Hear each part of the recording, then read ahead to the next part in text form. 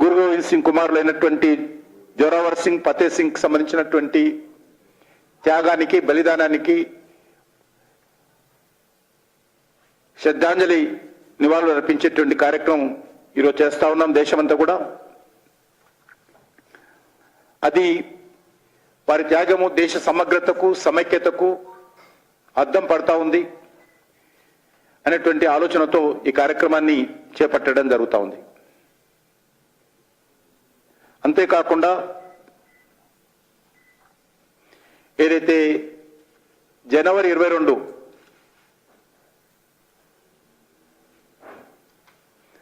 అయోధ్యలో రామ మందిర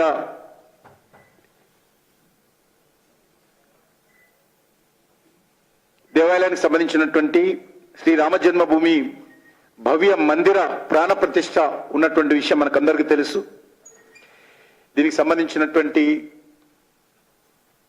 విషయంలో కూడా భారతీయ జనతా పార్టీ పూర్తి స్థాయిలో భాగస్వాములు కావాలి, సమాజాన్ని అంతా కూడా ఏకం చేయాలని చెప్పి నిర్ణయించడం జరిగింది.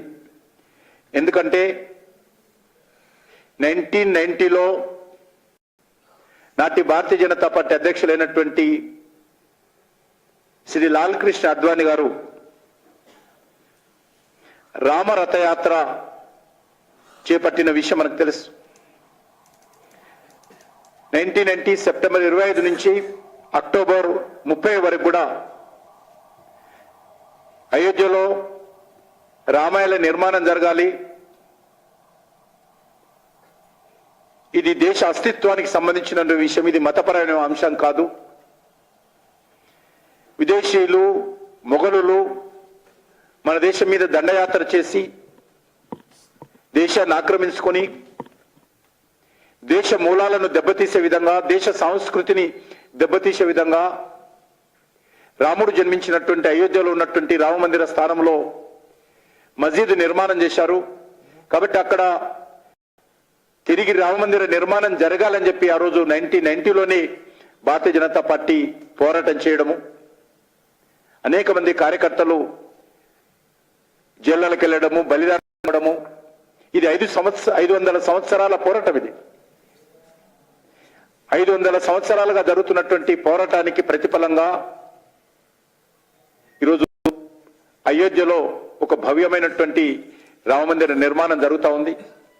ఈ దేశంలో ఉన్నటువంటి కోట్లాది మంది హిందువులు ఎంతో ఆతృతతో, భక్తి భావనతో రామమందిర నిర్మాణం కోసం ఎదురు చూశారు, పోరాటం చేశారు. ఆ స్వప్నం ఈరోజు సాకారం అవుతా ఉంది. వాళ్ళ ఆకాంక్షలు ఈరోజు నెరవేరుతా ఉన్నాయి. కేంద్రంలో నరేంద్ర మోడీ గారి నేతృత్వంలో కేంద్ర ప్రభుత్వము న్యాయస్థానం ముందు సమర్థవంతంగా తమ వాదనలు వినిపించి ఈరోజు న్యాయస్థానం అనుమతితో అక్కడ భవ్యమైనటువంటి దేవాలయ నిర్మాణానికి ఒక సానుకూలమైనటువంటి పరిస్థితి కల్పించడంలో కేంద్ర ప్రభుత్వము, నరేంద్ర మోడీ గారి నాయకత్వము విజయవంతమైంది. దాని కారణంగా ఈరోజు దేవాలయ నిర్మాణము, భూమి పూజ స్వయంగా ప్రధానమంత్రి గారు పాల్గొన్నారు. 22న దేవాలయ ప్రాణ ప్రతిష్ఠ కూడా ప్రధానమంత్రి గారు తిరిగి పాల్గొంటున్నారు. ఆ సందర్భంగా దేశవ్యాప్తంగా ప్రతి గ్రామంలో, ప్రతి హిందూ ఇంట్లో, ఈ దేశంలో ఉన్నటువంటి ప్రతి హిందూ ఇంట్లో కూడా ఈరోజు అయోధ్యలో రామ జన్మభూమి భవ్య మందిర ప్రాణ ప్రతిష్ఠ కార్యక్రమానికి సంబంధించినటువంటి కార్యక్రమంలో ఏదో విధంగా తమ తమ ఇళ్లలో నుంచే భాగస్వాములు కావాలని చెప్పి ఈరోజు అనేక సంస్థలు పిలుపునిచ్చినాయి. దానికి భారతీయ జనతా పార్టీ కూడా పూర్తి మద్దతు ఇస్తుందని సందర్భంగా మనవేస్తున్నాం. శ్రీ రామ జన్మస్థానానికి సంబంధించినటువంటి ట్రస్ట్ ఏదైతుందో ఆ ట్రస్ట్ అనేక రకాల కార్యక్రమాలు చేపట్టింది. అందులో ప్రతి భారతీయ జనతా పార్టీ కార్యకర్త కూడా అన్ని రకాల సహాయ సహకారాలు అందించాలి. ఎందుకంటే ఇంతకుముందు నేను చెప్పినట్టు మందిర నిర్మాణాన్ని కూడా భారతీయ జనతా పార్టీ స్వయంగా పోరాటం చేసిన విషయం, చివరకు నాటి పార్టీ అధ్యక్షుడు ఉన్నటువంటి అద్వానీ గారిని అరెస్ట్ జరిగిన విషయం కూడా ఈ సందర్భంగా మనం వేస్తున్నాం. ఆ రోజు రాజకీయ కారణాలతో బీహార్లో లల్లు ప్రసాద్ యాదవ్ ప్రభుత్వము అద్వానీ గారిని అరెస్ట్ చేసిన విషయం మీకు అందరికీ తెలుసు. కాబట్టి ఆ రోజు నుంచి ఈ రోజు వరకు కూడా మా పార్టీ యొక్క అయోధ్యలో శ్రీరామ దేవస్థానాల పునర్నిర్మాణం కోసం అనేక పోరాటాలకు మద్దతు ఇచ్చింది, స్వయంగా పాల్గొన్న విషయం కూడా ఈ సందర్భంగా మనవి చేస్తా ఉన్నాను. కాబట్టి 22వ తేదీ ఈ దేశంలో ఉన్నటువంటి ప్రతి దేవాలయాన్ని అలంకరిస్తాం. ఈ దేశంలో ఉన్నటువంటి ప్రతి దేవాలయంలో ఆ రోజు దేవాలయం ముందు ఆన్లైన్ స్క్రీన్ ద్వారా అయోధ్యలో భవ్య మందిర ప్రాణ ప్రతిష్ఠ కార్యక్రమాన్ని ప్రత్యక్షంగా వీక్షించే విధంగా అన్ని దేవాలయాలను కోరుతా ఉన్నాం. ఆయా దేవాలయ కమిటీలన్నీ కూడా ప్రత్యక్షంగా భక్తులు వీక్షించే విధంగా ఏర్పాట్లు చేయాలని కోరుతా ఉన్నాం. అదేవిధంగా ప్రతి హిందూ ఇంట్లో ఆ రోజు సాయంకాలము ఉదయం కూడా ఇంటి అంతా కూడా అలంకరించుకొని ఇంటి ముందు ముగ్గులు వేసుకొని సాయంకాలం ప్రతి ఇంట్లో 5 దీపాలు వెలిగించి శ్రీరాముని యొక్క కృపకు ప్రాప్తులు కావాల్సిందిగా, తమ ఇల్లు కూడా ఒక ప్రకాశంగా అలంకరించుకోవాల్సిందిగా, ఆ రకంగా ఆ రోజు అయోధ్య ఏ రకంగానైతే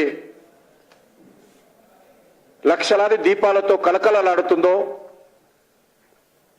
భవ్యంగా వెలిగిపోతుందో ఆ రోజు 22వ తేదీ, ఆ రోజు మన ఇల్లు, మన బస్తీ, మన వాడ, మన నగరం కూడా అదే విధంగా వెలగాలి.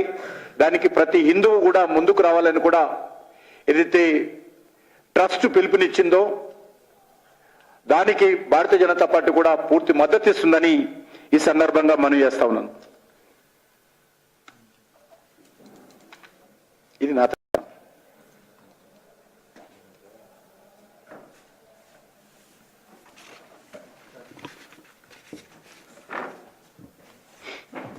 కాబట్టి మీరు అందరూ కూడా ఆ రోజు చేయండి. అందరూ ఈ 22 కాకుండా తర్వాత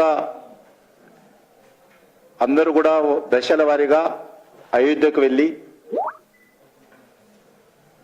అక్కడ నిర్మాణమైనటువంటి దేవాలయంలో శ్రీరాముని దర్శనం చేసుకోవాల్సింది కూడా అన్ని వర్గాల ప్రజలను దశల వారీగా కోరుతున్నాం. దానికి సంబంధించినటువంటి ఏర్పాట్లు కూడా ఆయా దేవాలయ కమిటీలు, ఆ గ్రామాల్లో ఉన్నటువంటి ప్రజలు తమకు తమ కార్యాచరణ ప్రణాళిక రూపొందించుకొని వెళ్లాల్సిందిగా కూడా పిలుపునిస్తున్నాం.